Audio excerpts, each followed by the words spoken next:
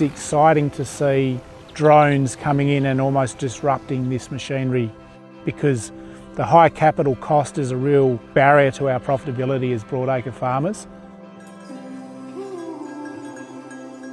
I'm Andrew Fowler. I've been farming here since I left university 30 years ago, and we're farming about 50,000 hectares now.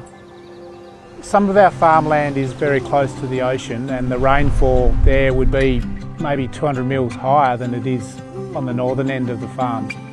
What that means is the soil gets pretty wet. The machinery then makes large wheel ruts. It can be problematic for getting on the paddocks in timing and getting the sprays on at the correct timing.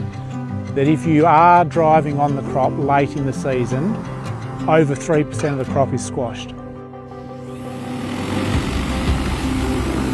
When we saw the T100 last year, it was the first time I got pretty serious about seeing a pathway forward and a future for the drones. I'm Justin Oswald-Destin, here to help Andrew set up his drone system for his farm. The efficiencies with the T100 is you can get the extra speed and swath widths compared to the older models, which allows you to cover more field in a less period of time. On a good day, with the two drones, we were covering 800 hectares a day with the snail baiting. With the spraying, hopefully get 300 hectares a day out of it.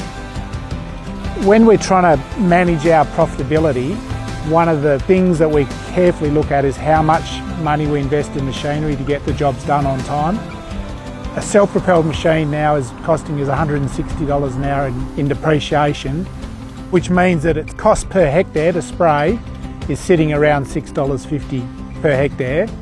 And I just see that the drone has a role in reducing that cost, but it'll also do the parts of the farm that are the least productive for our larger machinery. DJI coming in with all their capacity and all their engineers working on improvement, and the fact that they were able to release the T100 and it's twice the machine is really exciting and really disruptive in our industry.